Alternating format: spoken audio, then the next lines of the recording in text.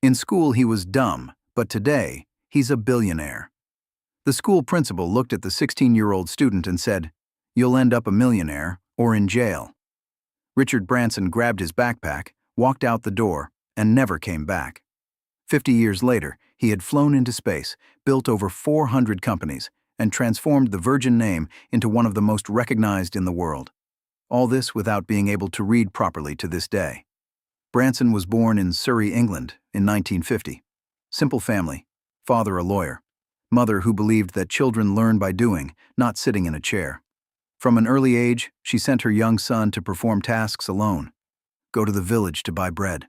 Find your way back. Learn. This philosophy shaped everything that came after. At school, Richard was a disaster on paper. Severe dyslexia. He couldn't keep up with the classes. He couldn't read at the speed of the others. Terrible grades. Teachers who saw a boy with no future. But outside the classroom, Richard was a different person. He sold parrots he raised in his backyard to neighbors. He planted Christmas trees and sold them at Christmas. He had an eye for opportunity, even before he knew what that was.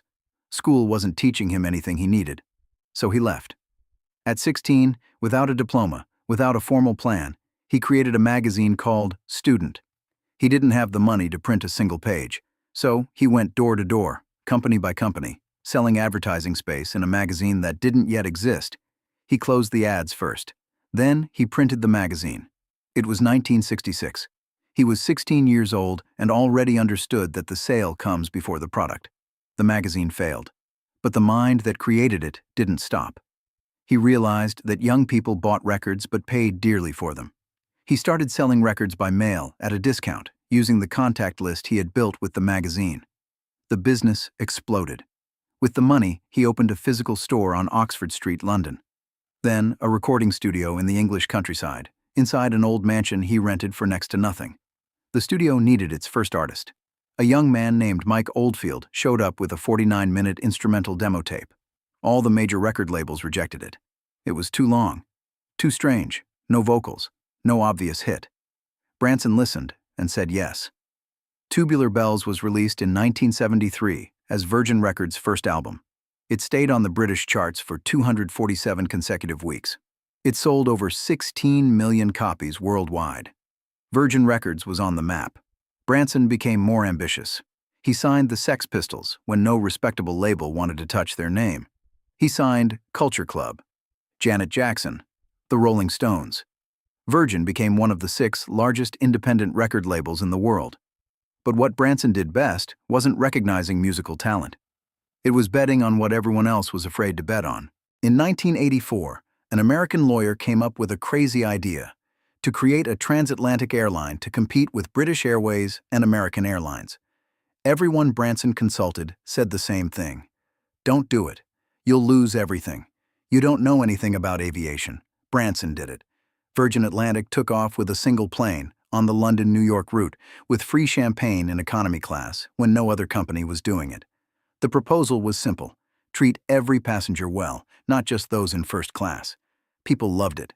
British Airways panicked, so much so that they set up a secret operation internally called Dirty Tricks.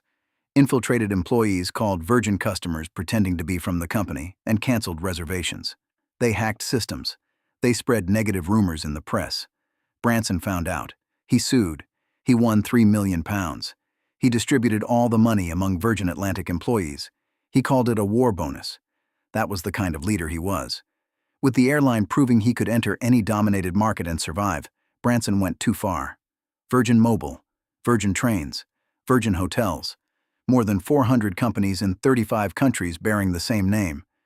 But of all the bets in his life, the biggest has always been space. Since he was a boy, Branson looked to the sky with a question that wouldn't leave his head. What if anyone could go there?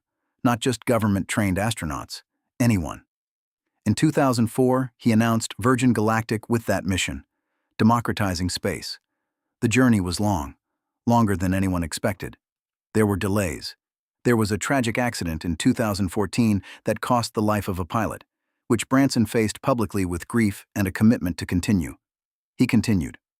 In July 2021, Richard Branson boarded a spacecraft he helped build, crossed the threshold of space at an altitude of over 80 kilometers, and floated in zero gravity for a few minutes, gazing down at Earth.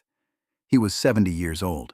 He genuinely cried, not out of vanity, but because a boy who couldn't read in school, who was sent away without a diploma, who heard no his whole life, had reached space. After the trip, he wrote a letter to his 10-year-old self. He wrote that everything he dreamed of was possible, that the limits other people place on you are worthless, that the only thing that matters is to keep going when everything tells you to stop.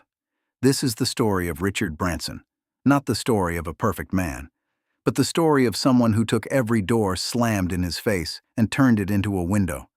The guy the system discarded at 16 built one of the most renowned empires on the planet, and he flew into space just to prove that he wasn't finished yet.